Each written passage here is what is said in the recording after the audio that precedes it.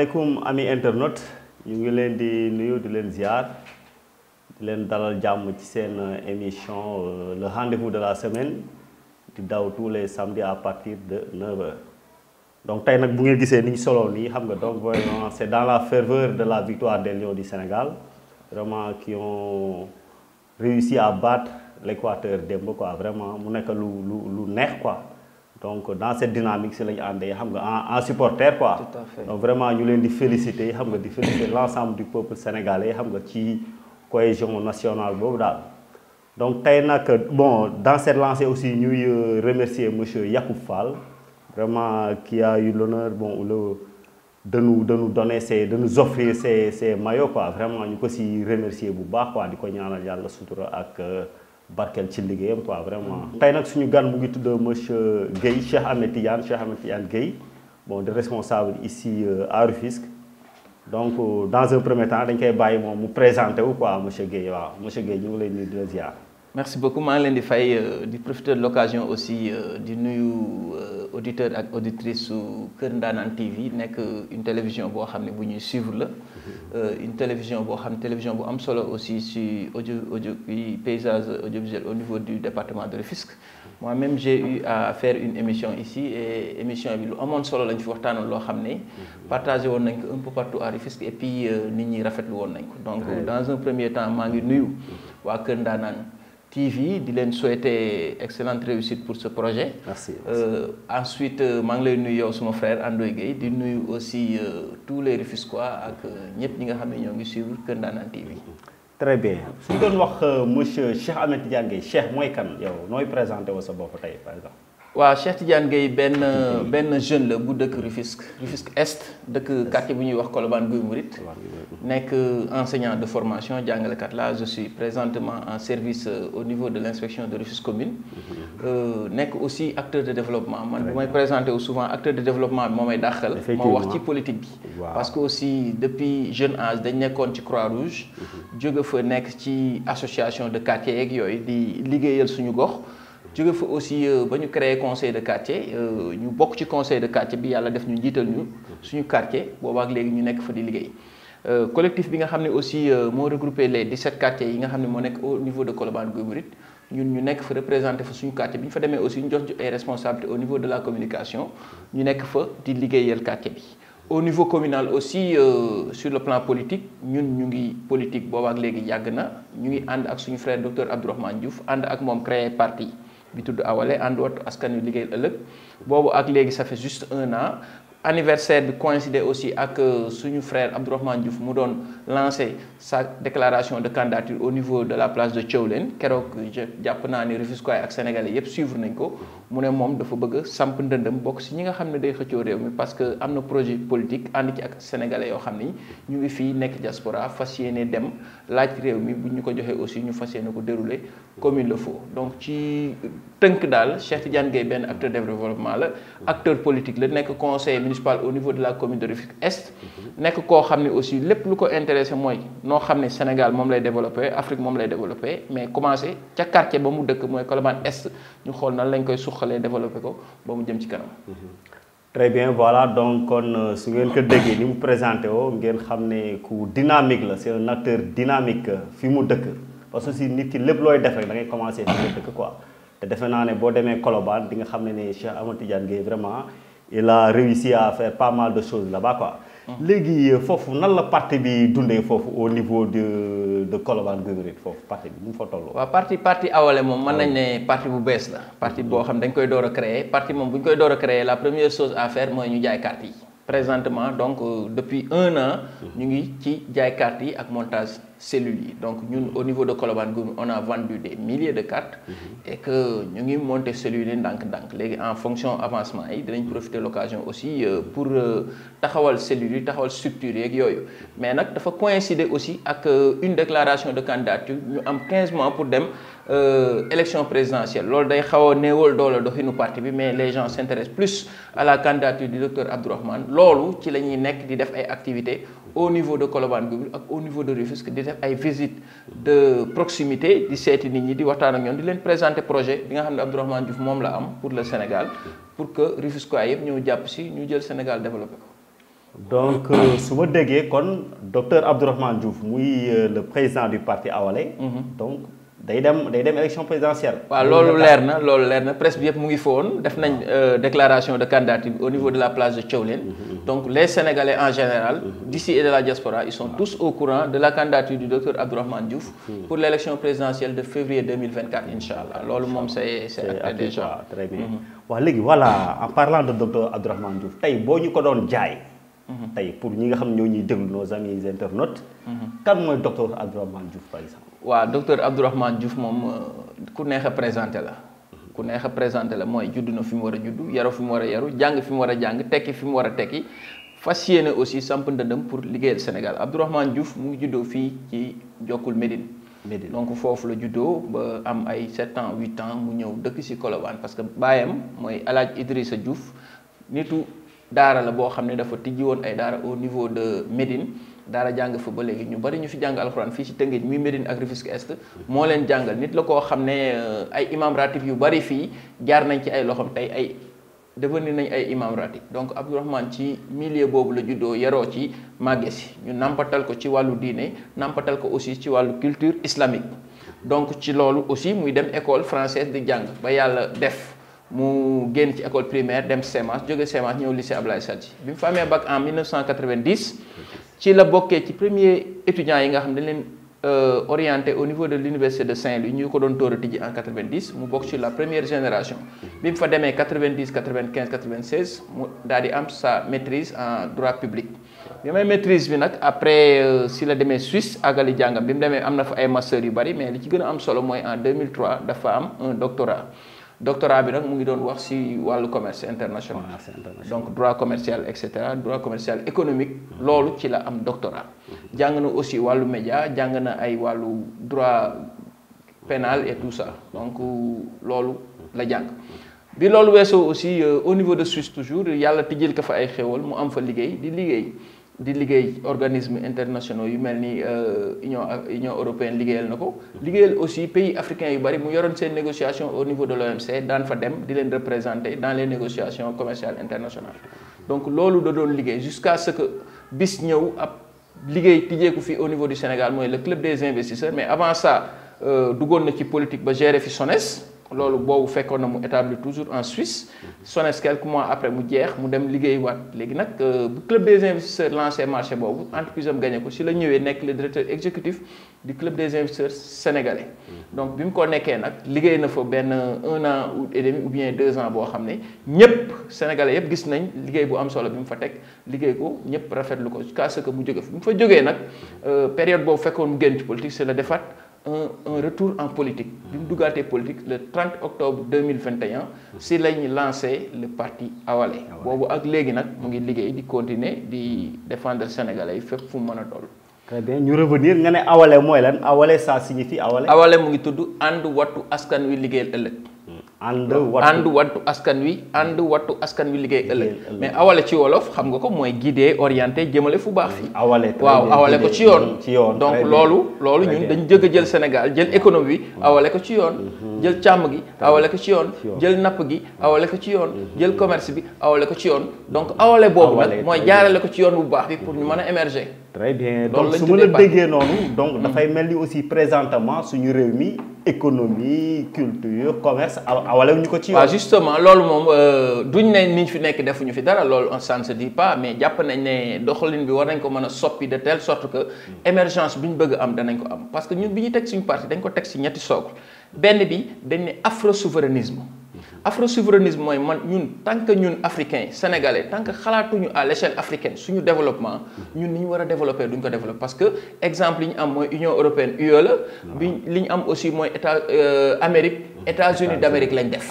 donc c'est à travers des masses de grandes unions si la gars yi di développer kii am lii kii manqué lii kii am lee kee manqué lee ñu dajale seeni force daal di développer moo tax ñun bi ñuy tax suñu parti dañ ne afro-souverainisme dañ koy teg ñu ne deuxième point ñu ne patriotisme économique le patriotisme économique neewuñu étranger yi dañ leen di xeex non mais dañ naan sénégalais bi moo ñu gënal même sénégalais bu fekkee dafa tële benn affaire mais jox ko marché bi après mu wut sous-traitance mais nga def sénégalais bi sous-traitance loolu jàpp nañ ne nekkul loo xam ne day développer Sénégal parce que ñooñu la ñuy am comme bénéfice balaa ci kenn jariñu ñu yóbbu ko seen réew ñu jariñu si ba pare ñu jàpp ne bu fekkee li ëpp solo ci dëkk bi en termes de marché et de chiffre d'affaires et d'opportunité jox nañ ko sénégalais yi loolu dina permettre Sénégal suqali ko et puis ressource bi ak xaalis beeg yépp dina des Sénégal loolu mooy patriotisme économique ñu ne dem ba mu ñuy gënal Dupont parce que xalaatoo yow benn yoon dem France ñu la fay jox ay marché xalaatoo dem Maroc gi ñu la fay jox ay marché donc ñooñu dañu am ay nationalistes yoo xam ñoo fa nekk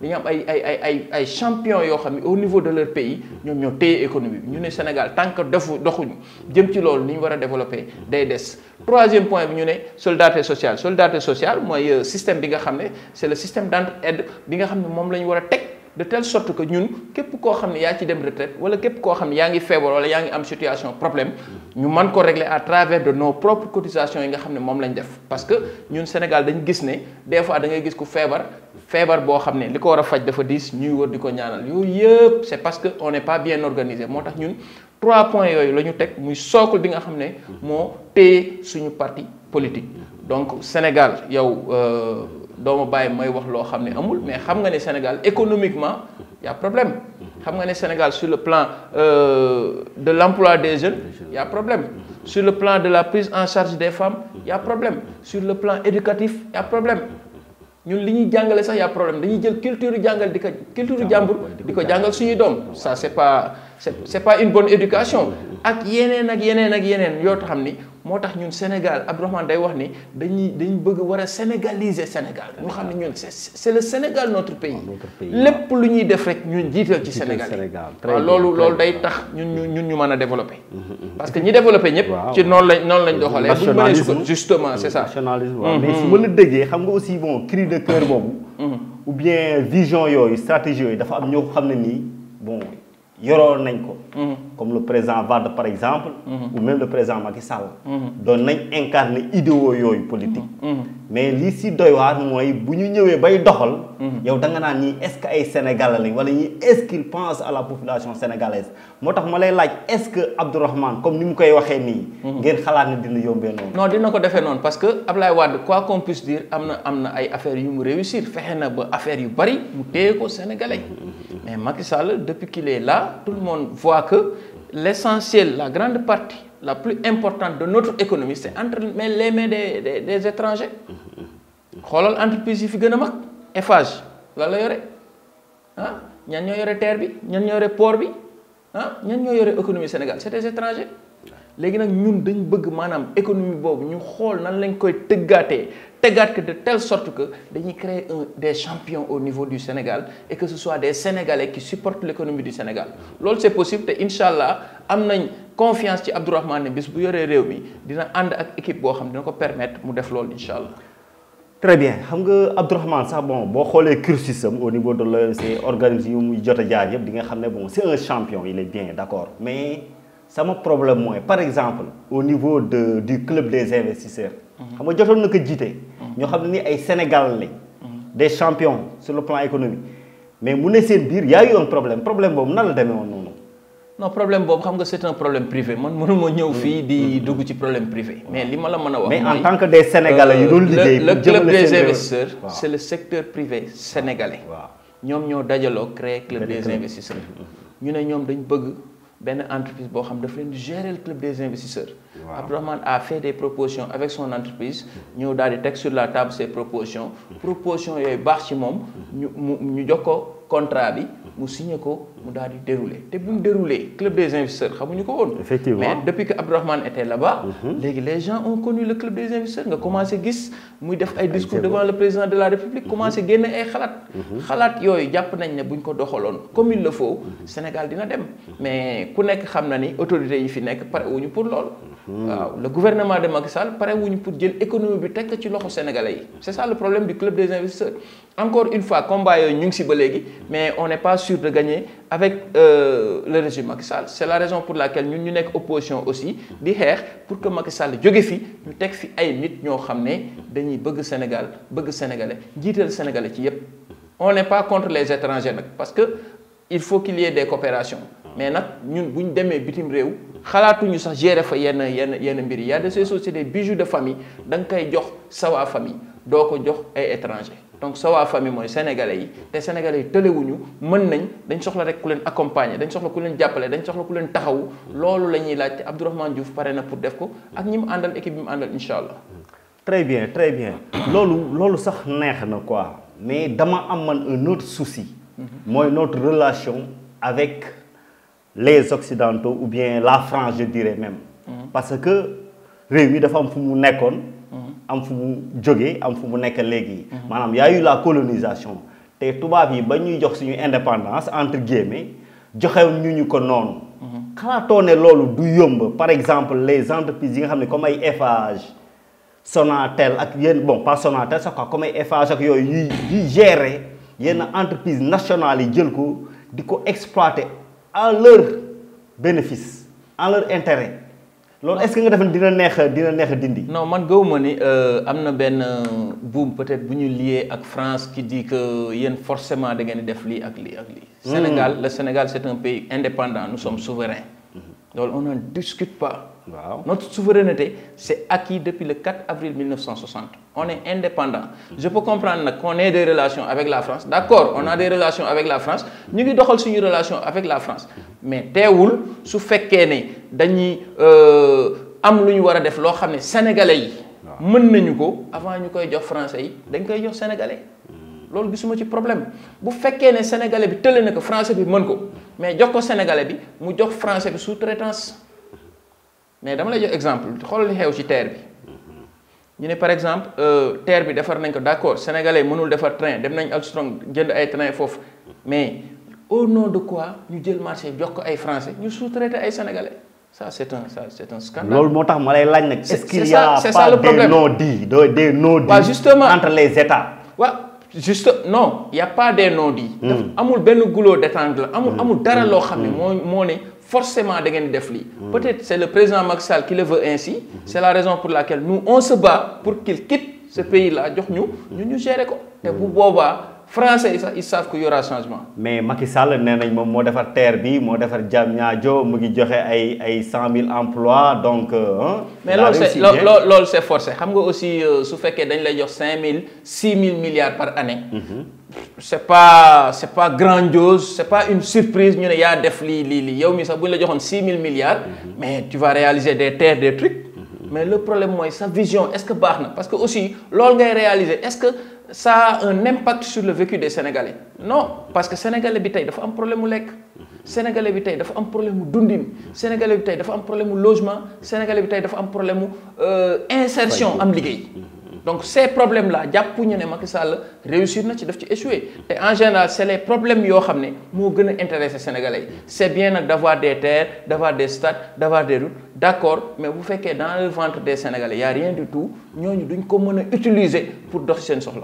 ah yeah, très bien léegi Abdourahmane aussi dinaa koy dégg souvent dans votre programme aussi muy wax une démocratie de concordance lan lay bëgg a wax foofu. waaw loolu benn livre la bu mu bind. c'est la nouvelle république du Sénégal bi nga xam ne moom la teg pour le Sénégalais parce que c'est inédit gis nga monsieur Guèye depuis que le Sénégal est Sénégal les Sénégalais n'ont jamais pensé leur république.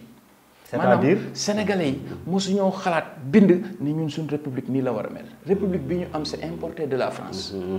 ñun nag Abdourahmane ce qu'il a fait c'est inédit c'est très important dafa toog réfléchir sur une république typiquement sénégalaise. une république sénégalaise boo koy teg maanaam waa kër daara yi dañ ciy am taxawaay mais république bii ñu teg nii daara yi amuñu ci taxawaay. effectivement kenn du leen gis. ils sont inexistants. république bi nga xam ne yow yaakaar xalaat président temps yi dalal na doomu daara yi. waaw mais li may wax mooy c'est important maanaam république française bi ñu importé. moo tax yu bari yoo xam ne si ñun Sénégal la bokk. bàyyiwuñ ci xel dugaluñ ko ci république bi. effectivement dama lay jox un exemple. gis nga bi coronavirus amee. waaw état dafa génne ay somme ay subventions dimbale ko école yi surtout les écoles privées qui avaient des problèmes. pendant ce temps les daara étaient là on les a oubliés. loolu bu fekkoon ne république la boo xam ne ñun ñoo ko xalaata suñu bopp tegal ko suñu bopp ñooñu bu ñuy am ay subventions daara yi dañuy jot. donc ñi nga xam ne ñooy bindee. am kumba am ndey am kumba amul ndey justement ñi nga xam ne ñoo jàng wàllu daara. dañ nekk en marge de la république. effectivement ak yeneen ak yeneen ak yeneen ak yeneen. moo tax sax na nga gis xale di taxawaalu yor ay pot di ñaari suukar fii. justement même système éducatif les contenus des enseignements apprentissage contenus yi. maanaam ni ñu ko tegee. ba léegi nii c'est pas sénégalais. parce que par exemple l'histoire de la mosquée de Touba. waaw est-ce que ñu ngi koy jàngale suñu école. pourtant c'est notre histoire. l'histoire de la mosquée de Tivaouane. l'histoire du mouridisme. d'accord dañ ko cof nii laa ko dem nii rek mais. gis ko comme il le faut le Japon du Meiji maanaam ni ñu koy jàngalee.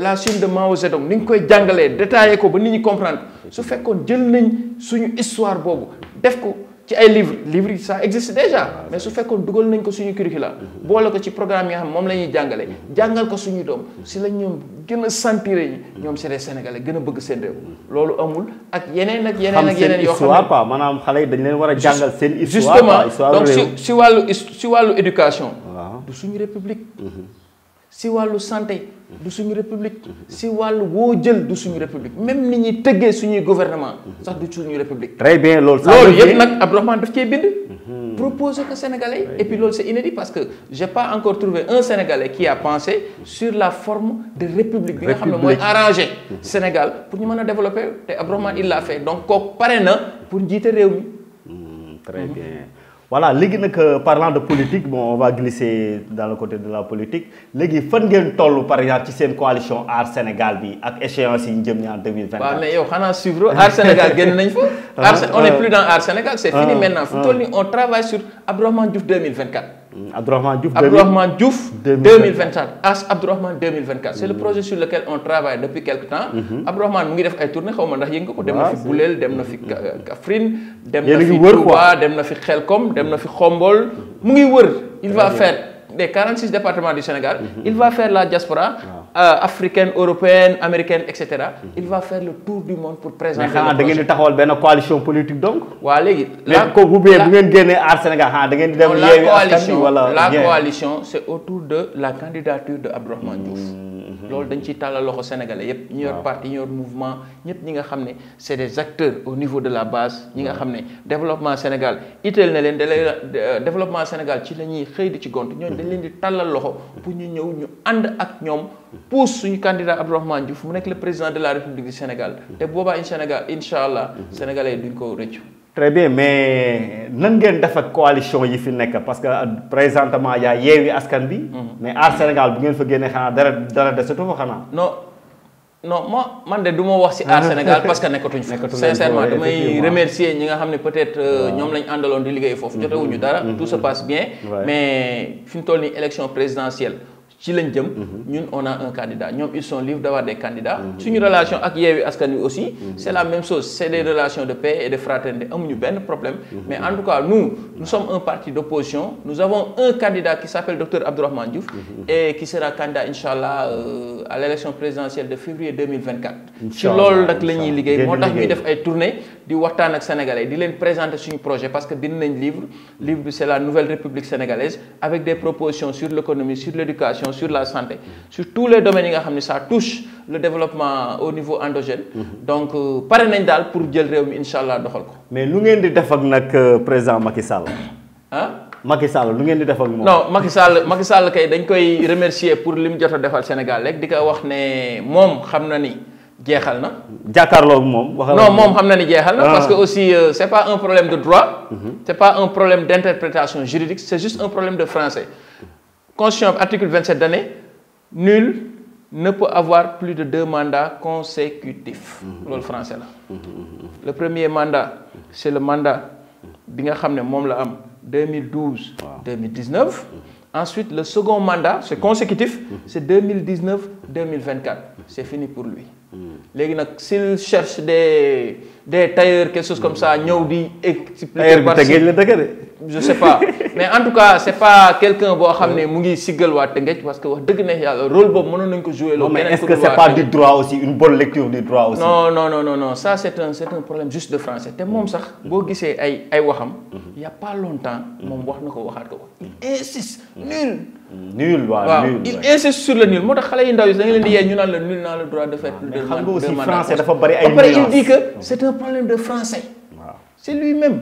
Je l'ai pris au mot. Il dit c'est un problème de français. Nul ne peut avoir plus de 2 mandats. C'est fini pour lui. Mais pire, M. Gueye, c'est Macky Sall lui-même qui a dit que man 2024 lay jeexal sama mandat bi 2019 lay jeex maa ngi talalaat loxo pour mu joxaat ma bu ñu ma joxee 2024 ma jeexal damay dem loolu wax Macky Sall la. mais bu ko waxee moom ca wax ja léegi mais non xam nga ay gorsa loolu culture la. mais bu ko waxee moom ñu laaj constitution conseil constitutionnel ñu ne ko am nga droit demander une 3e léegi. non loolu moom ñaanuma ko xalaatuma mu am sax parce que aussi c'est un précédent dangereux pour notre pays. parce que aussi jeunesse bi ma gis nii. sénégalais yi ma gis nii.